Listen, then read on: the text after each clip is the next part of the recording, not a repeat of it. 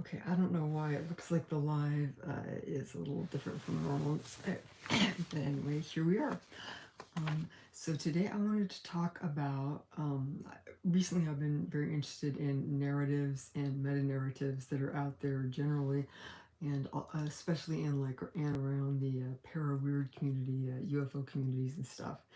And there is this one kind of narrative, meta-narrative that has to do with trauma and psi functioning, like telepathy, ghosts, UFOs, or whatever, are inherently related. So that psi events, just the mere fact of telepathy or something, is going to be inherently traumatizing. And that, especially, I heard a professor say recently that they think that trauma is needed to activate or unlock psi functioning, right? So you can't become clairvoyant or precognitive or whatever unless you have some type of traumatizing experience. And here's the trigger warning coming. And he was specifically talking about people like getting shot in the head, sexually assaulted. That, I mean, the big bad trauma. Um, so I wanted to kind of tease this apart and widen the discussion because my main motivation is that we have a lot of people that are coming to this subject, however they may come to it, um, because they've had strange experiences and they want to seek to understand them. And if you frame everything as inherently bound up with trauma, I don't think that, first of all, it's not true. There is a vast literature out there that you can look at that will show that there's some of it is just like random stupid stuff, some of it's fun, there's some of it is very uplifting and exalting, so it's untrue.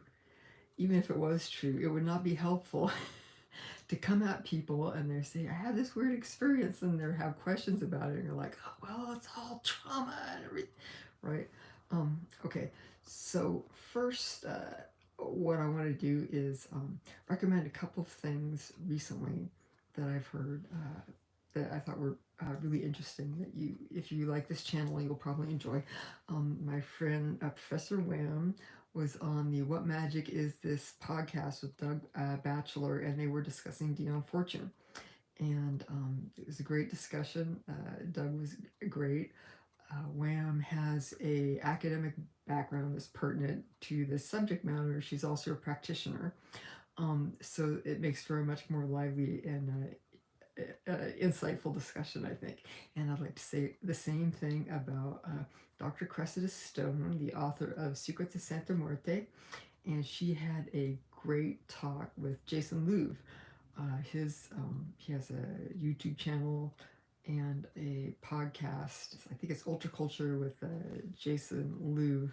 But Cressida Stone, Secrets of Santa Muerte, again, extensive academic background, has done a lot of field work with practitioners, is a practitioner herself.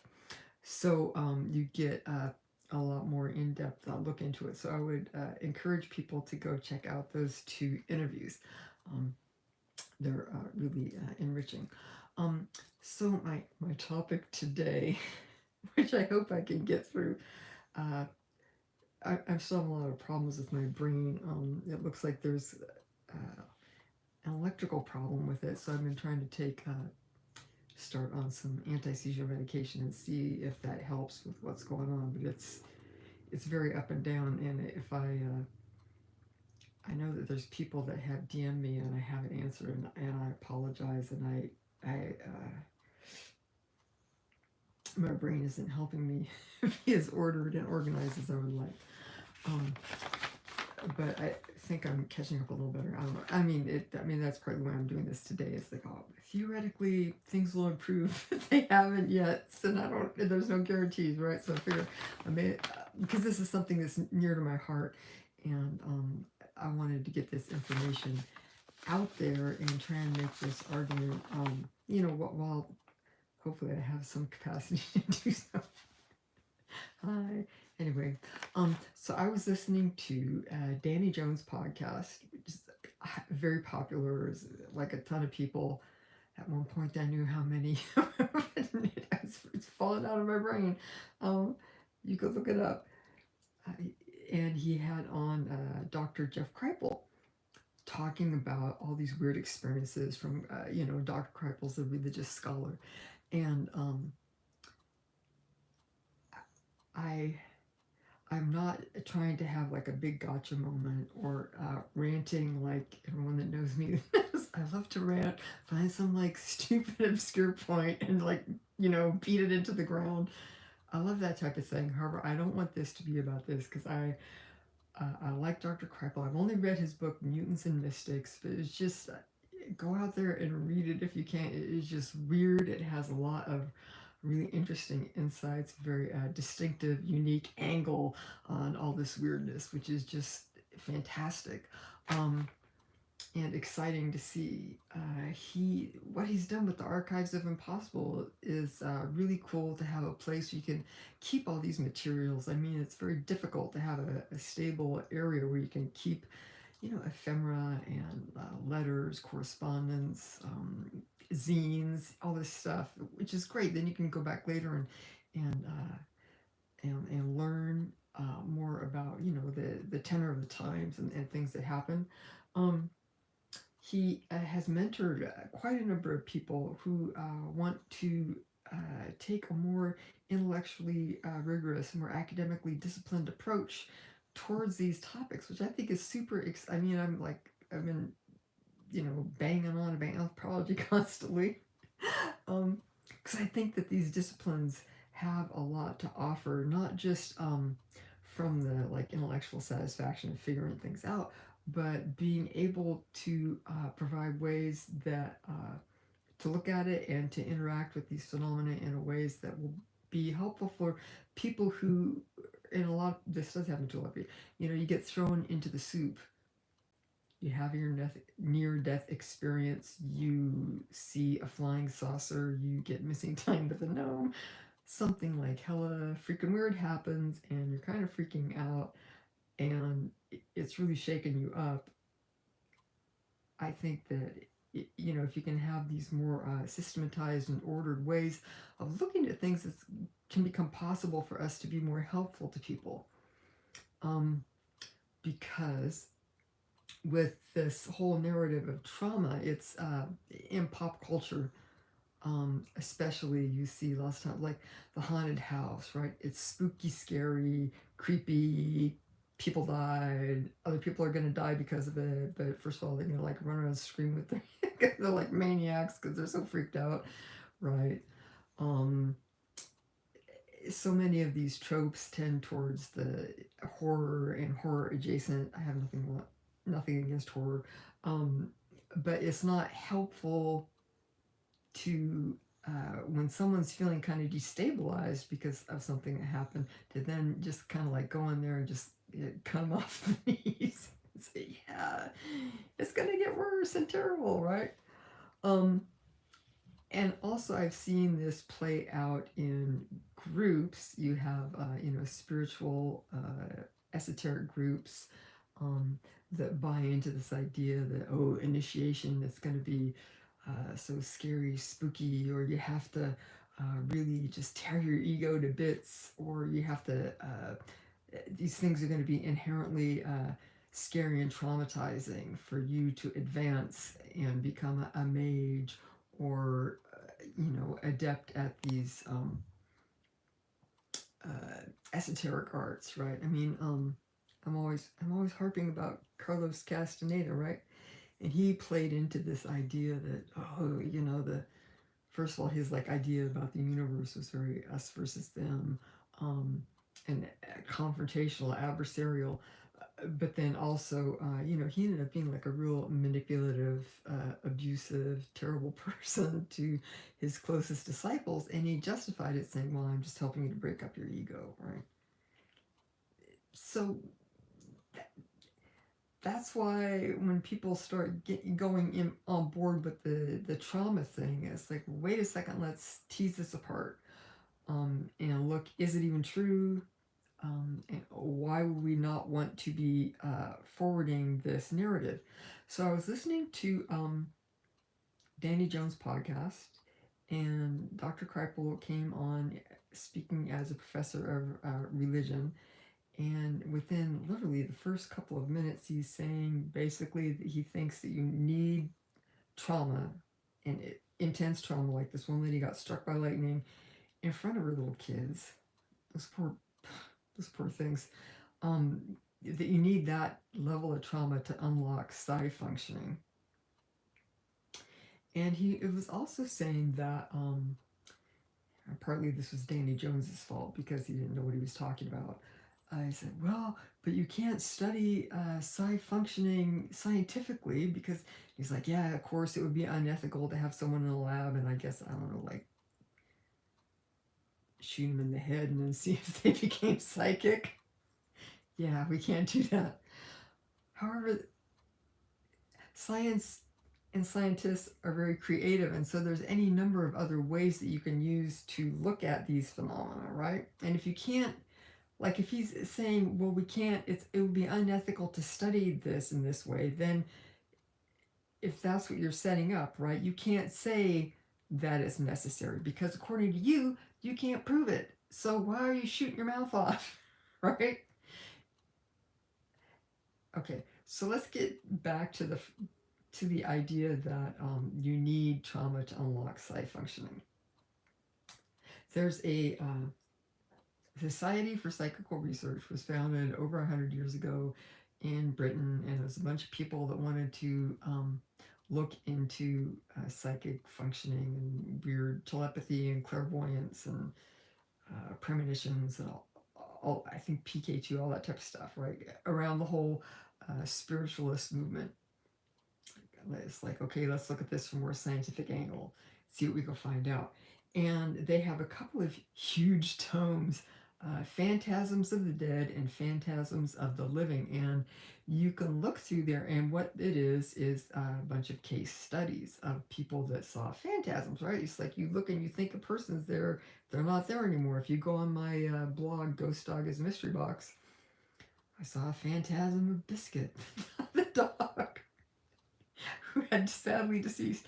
I was out walking, and a lady I knew that was also lived in that neighborhood who also walked a lot. I saw her, and I thought I saw her walking two dogs, and then the one dog turned into like a translucent white box, and then just they all disappeared. It turned out it was a phantasm of Biscuit, who was her dog that I knew, that we always greeted each other. And so Biscuit had passed, and then she had her new pup. So so that's actually a phantasm of a dead and a living all at once. But dogs, not just people. Anyway, I don't know if this is helpful. But they took a ton of these accounts of that people reported and systematized them, had the account there so you could look at them yourself and say, well, what can we find out about the characteristics and stuff? And what you see is that there are a lot of what they call, this is, I believe they were the ones that came up with the term crisis apparition, because you see, if someone has just died or is about to die, or they're in very ill, they may recover, whatever, that lots of times a person close to them will see an apparition of this person at that time. And so there you could, I mean, in those instances, you could make an argument that like the trauma is somehow potentiating the psychic functioning of the people involved in this transference. But then there's some that, and yesterday it was Easter, and Brian J. Williams posts a lot of great posts that are tied into holidays. And he had one that was related to eggs. One of these cases, this man was out like in the field or something. He sounds like he was kind of very much always the same thing. So he was doing his thing. All of a sudden, he had like this clear vision of like a basket with like 5 eggs in it. And not only with the 5 eggs, it's like a couple of them were like more oval than usual, and one was like rounder, but it had dirt on it. Like very particular characteristics of these eggs. He's like, what the heck? Anyway, he goes home. It turns out I think his mother-in-law had brought some eggs over. And so his wife had like a couple of these eggs were like out on the the counter, I think. I'm probably misremembering some of these details. And he was able to say, those aren't the only eggs. Those was these other eggs, and they're in this particular basket. And she's like, yeah, how did you know that? And I guess that at that time, either his wife or his mother-in-law had been really thinking about bringing those eggs, and when he would see the eggs, so they had this like thought transference, which is a very mundane thing. He had a very accurate view of what his future was going to be, but it's not. I don't even think it would be traumatic for like the chickens involved. It's just like kind of one of those goofy things. So I think that this shows us, I mean, if we want to understand the phenomenon, like we've got to look at the whole thing, right? And if we want to help people, I don't think it's helpful to just say, it's all trauma, you're getting traumatized, you're going to have more of this happen, it's going to traumatize you, blah, blah. You say, okay, lots of times this can happen around high emotions, but then sometimes it just happens for like a lot of goofy reasons, and you know, you can learn to be stable around it. Just kind of like open up the conversation so it includes a lot of the mundane stuff. I like the approach of Lloyd Auerbach. I've been following his work for many years, but he talks pretty explicitly about there's like a whole kind of interpersonal skills when you are talking to people, because he does a lot of investigating people that are having hauntings that are bothering them, and there's a lot of interpersonal skills, you know, setting people at ease, letting them know that, you know, despite all the weird movies you've seen, that you know, you're not necessarily going to be in like mortal or danger of losing your eternal soul or anything, that you know, you can manage these things. And he uses humor a lot in managing these things. And he has a lot of just weird accounts.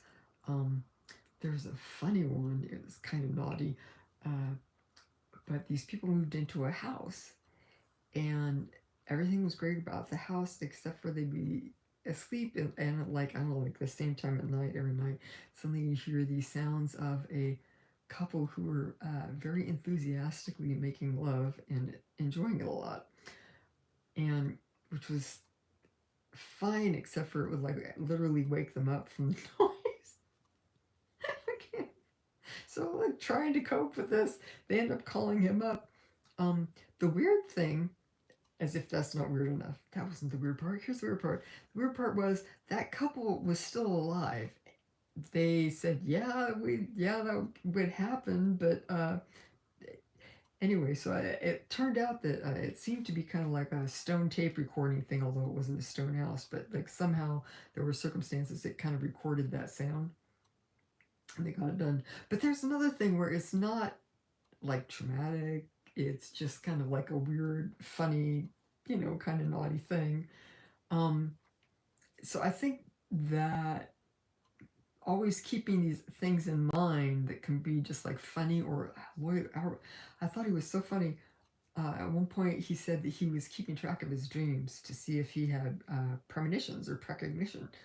Eric Wargo is big on this time loops, and many people have made the recommendation, which is very sound, to keep track of your dreams, and then you'll see whether you're seeing into the future or not. And so Lloyd Auerbach was doing this diligently as a researcher, and he had like a lot of good hits, but it would be things like, I dreamed that I went outside to pick up the paper and there was a quarter. And so then I went outside to pick up the paper and there was a quarter.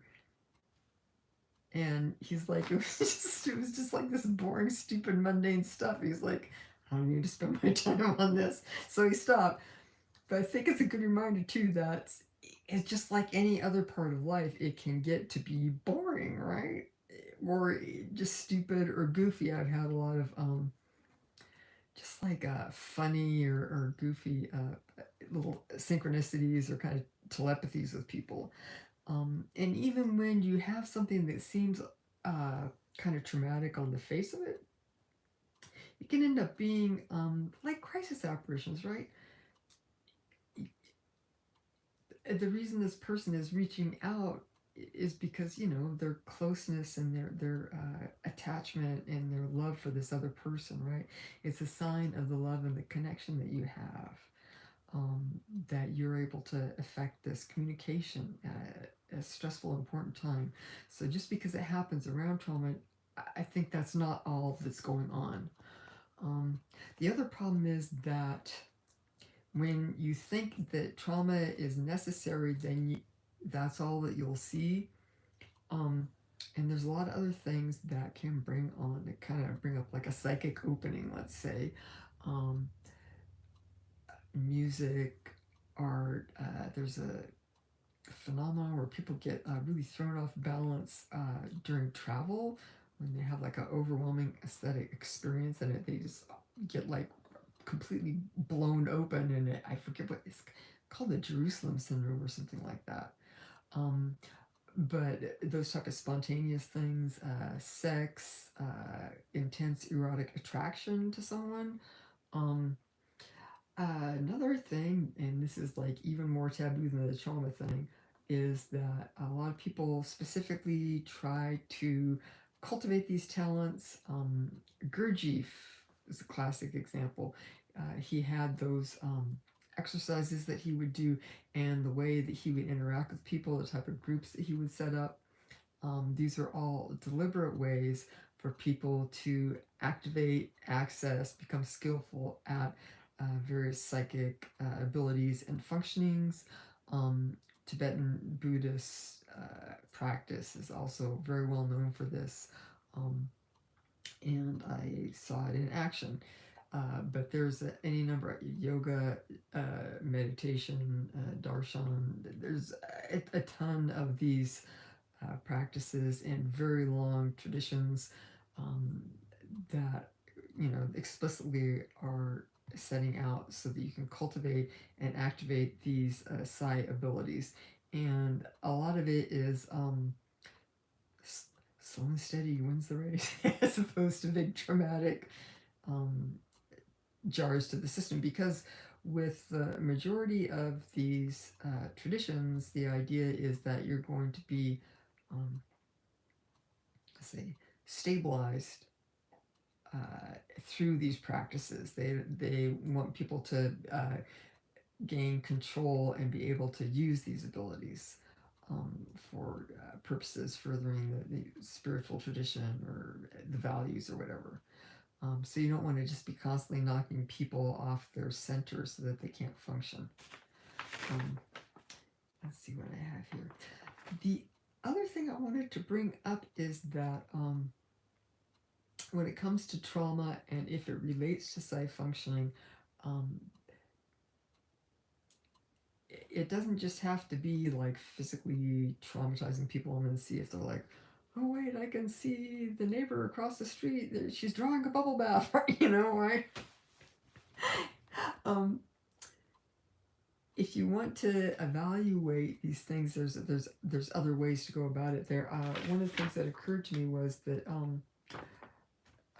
there's a lot of work and research that has been done about PTSD, like people who are spontaneously in violent, traumatic situations that have affected them and they have ongoing trauma.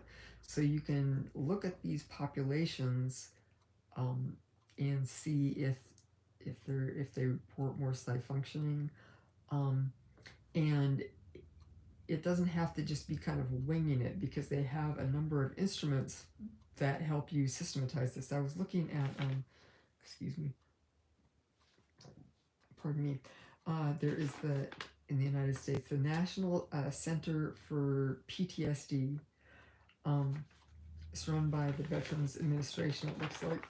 And they have these instruments, for example, the life stressor checklist. And so it has a number of questions that will say things like, for example, have you ever been like in a large scale natural disaster event? Yes or no. They'll ask, when was it?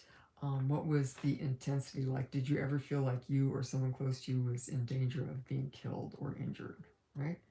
So this starts to give you a framework for um, what are the traumatic events in someone's life, when did they occur, how close was it to them. Now this is for the these type of life stress checklists. It's going to be for like a psychiatric psychological counseling purpose. But you can kind of cross-reference them if you have a bunch of people that claim psi functioning and you want to get an idea of how this developed in their life regarding trauma. This will give you some kind of anchors and a framework to look at that. And you can say, well, what are the scale? When did this person report particular psi events? And let's say for the year before that, were any of these kind of major stressor events reported? Because the other thing that I see happen is it gets to be like this feedback loop. Because now at this point, I'm in my early 60s. I can claim dozens of psi events, clairvoyance, clairsentience, precognition, synchronicities, a little bit of PK. I've seen ghosts, a whole ton of them.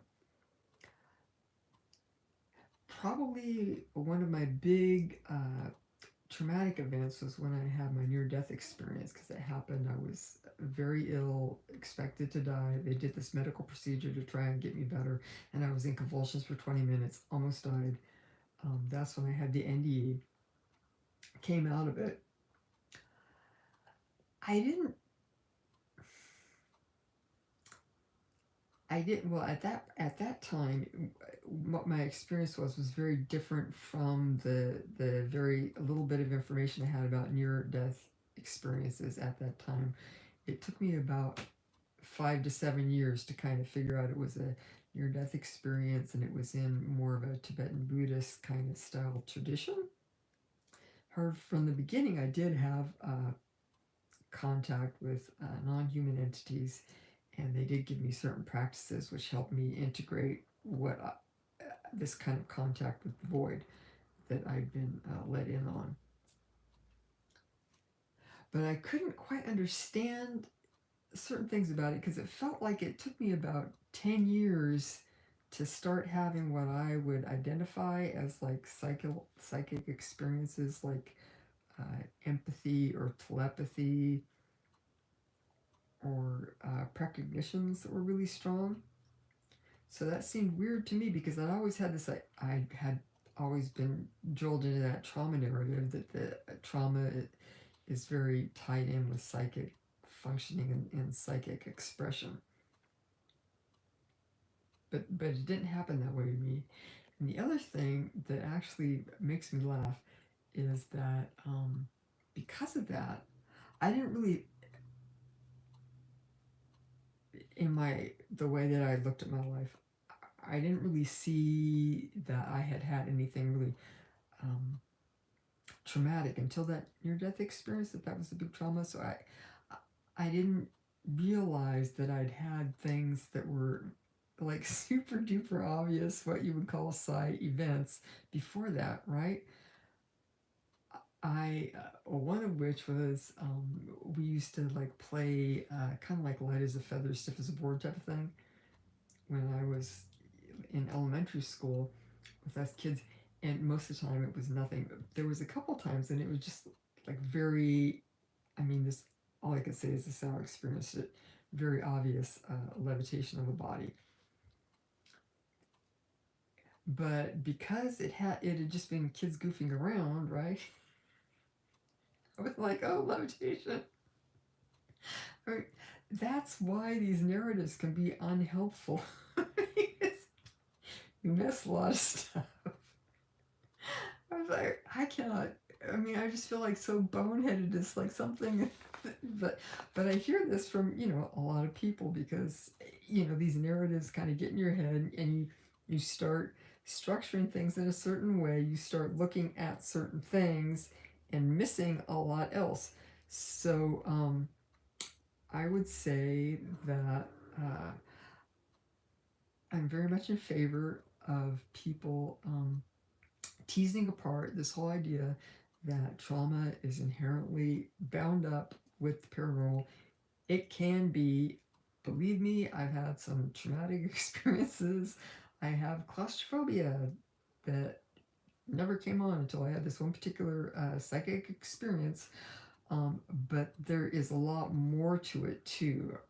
And I don't think that it helps us understand um, more about, okay, what's going on with these high strange events, what's going on with psychic functioning, how can people, if they have weird experiences and we don't know what they're up, what they're up, how can we help people so that this doesn't like blow up their lives, so you can just go and function and have weird stuff happening and be okay with it, or even pursue it but in a healthy way.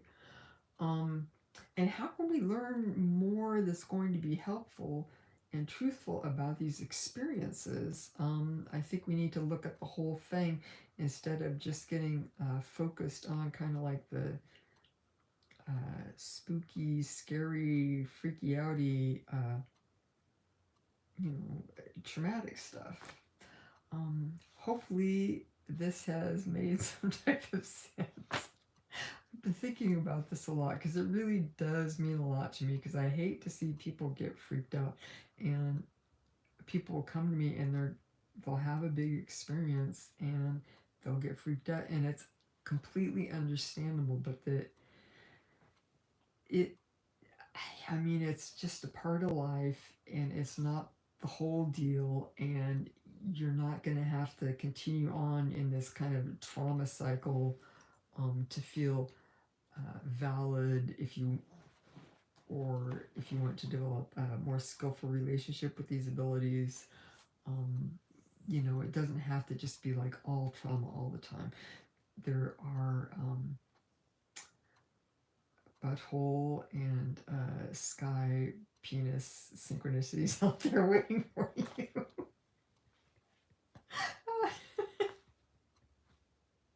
What can I say? You could be haunted by your previous owners of your house who are having a great time every night waking you up. Or there is another great Lloyd Auerbach one, is there was a people that moved into this house, and when they left the house, um, this ghost would come and vacuum everything. So yeah, I would just like to say, just because someone's a professor and they published, it doesn't mean that I think sometimes there can be a little bit of a pull to come up with like a theory, kind of a zinger of a theory, and less saying I don't know. And I think it's important to be motivated by trying to help people who are dealing with all these weird things that happen in life, and some of which are traumatic, but then a lot of which are boring and can be very funny too. So thank you. Remember to go look up Professor WHAM and Dr. Cressida Stone on their latest things. And yeah, thanks for watching.